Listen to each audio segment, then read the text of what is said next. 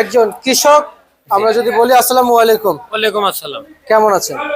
ভালো আছি ভাই, কিন্তু শরীর ভালো, কিন্তু আর্থিক দুর্বল হয়ে যাচ্ছে ভাই আমাদের। কেন ভাই? পেঁয়াজের জন্য ভাই পেঁয়াজ জন্য আর্থিকভাবে দুর্বল? দুর্বল হয়ে যাচ্ছে কি পরিমাণ দুর্বল হয়ে পড়েছেন একটু জানাবেন। অনেক, বুঝলি বোঝানো যাবে না। অনেক কত?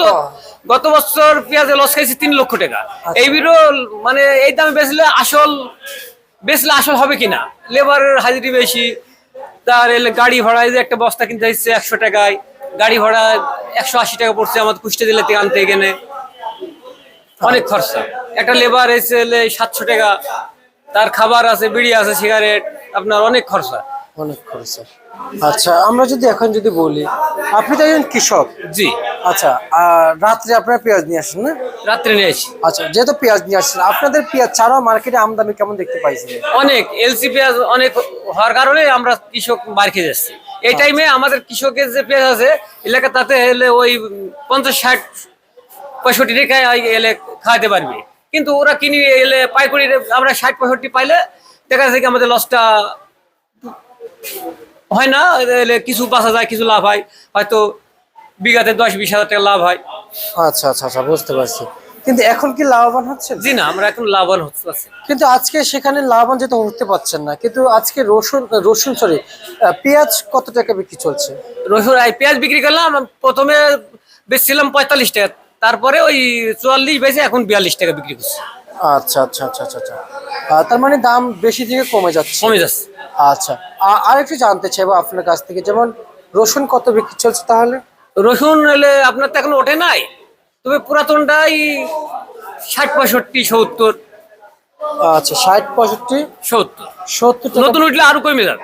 আরো কমে যাবে? কমে যাবে। এই রসুনটা আচ্ছা। আপনার উঠবে এখনো আপনার 2 মাস পরে, 2 মাস বা এলে 1 মাসের মাঝামাঝি আরাম উঠবে। আচ্ছা আচ্ছা আচ্ছা। কিন্তু ভাইজান, আপনার কাছ থেকে আমি জানতে চাইবো যে এখন যে পেঁয়াজগুলো আপনারা বিক্রি করছেন, এখন এই সমস্ত পেঁয়াজ যে আপনি যে বলছেন ন্যায্য দাম পাচ্ছেন না, কিন্তু আপনারা এখন আমরা শুনতে পাচ্ছি 60 টাকাতে দাম পাচ্ছেন, আসলে কেমন বুঝতেছেন? 60 টাকায় পাবেন? বাজারে বেচা বিক্রি কেমন চলছে? 60 টাকা তো পাচ্ছি না ভাই। 60 টাকা পাইলে আমাদের লসটা পূর্ণ হতো।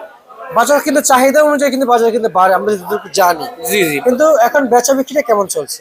বেচা বিক্রি আজকে বিক্রি কম, চাহিদা কম? চাহিদা কম, এলসির কারণে চাহিদা কম।